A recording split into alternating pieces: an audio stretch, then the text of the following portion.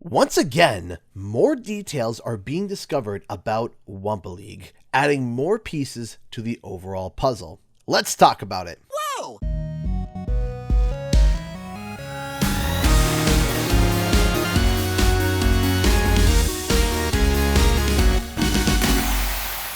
What's up guys, Canadian Guy here, and I am back from the holidays, taking my vacation, and I am officially back, so we're going to be back to uploading to a regular schedule. Now, I am back yet again with another Wumpa League video. Wumpa League has been a huge mystery for all of us. I have made well over a dozen videos talking about different aspects of it. Today is no different, as more details have been discovered in terms of content for the game. An eagle-eyed fan who asked me to go by you-know-who found an image on the Toys for Bob website. It was in the slideshow of Toys for Bob showing off their dog-friendly office, but if you inspect Element the website, you can extract a nice full picture.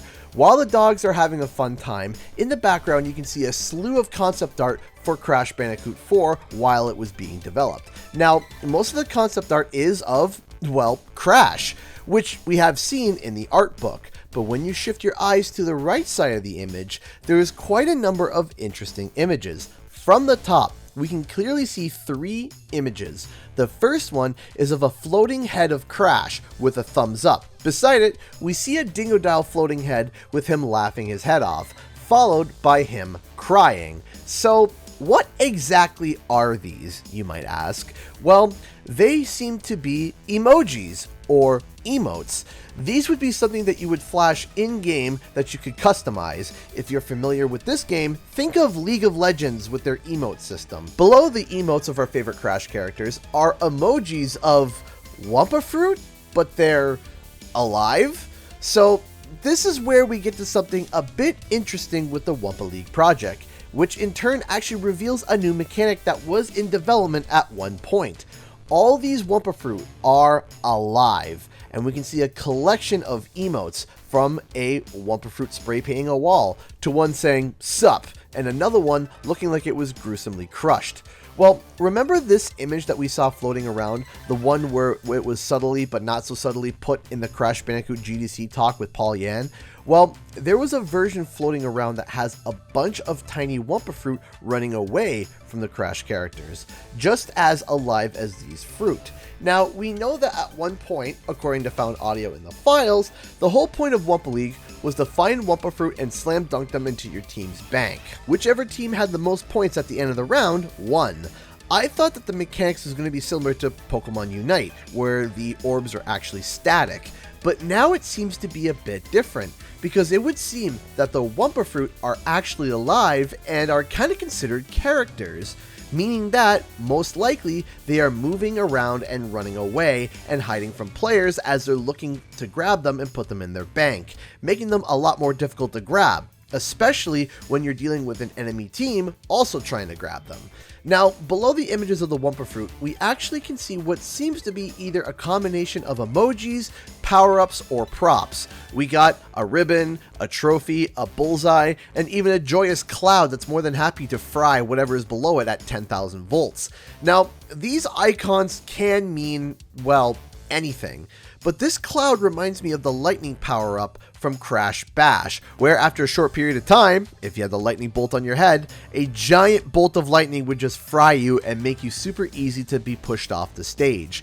I made a similar connection in a previous video where I talked about the fact that Wumpa League might have been rebranded to a Crash Bash style of game.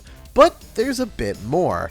Twitter user CarissaMax2 was digging through the files of Crash Bandicoot 4 and discovered a bunch of empty folders that were labeled and seemingly connected to Wumpa League. One of the mechanics that we now know is that there were going to be gadgets that you could use or collect that did different things.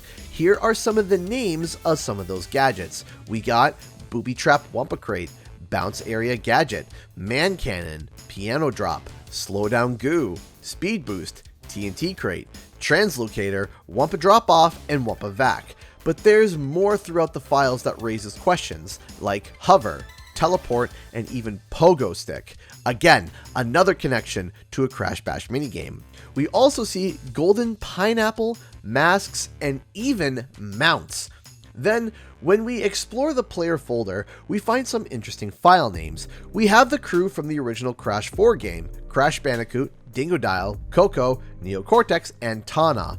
But then, things start to go for a twist as we explore more. We can see that Catbat, whom we can confirm was a brand new character who was introduced in one of the endings of Crash Bandicoot 4, as well as someone else that we previously thought was going to be in the game, Ripperoo. We can also see a mention of Polar Bear, whom we can assume is Polar. We also can see that there are files for these characters that are labeled as MP skins, which means multiplayer skins, which we can basically confirm that these characters were going to get skins in Wumpa League, as also evidenced by one of the artists who had posted different skins of Tana that weirdly never made it into the game. But there are some really weird codenames, like Bruiser, Builder, Hamster Ball, Titan, Tycoon, Pirate, and many others. Are these all different characters that are codenamed? Or maybe some of these are NPCs that would show up in some way on some of the levels in Wumpa League? I'm not so sure.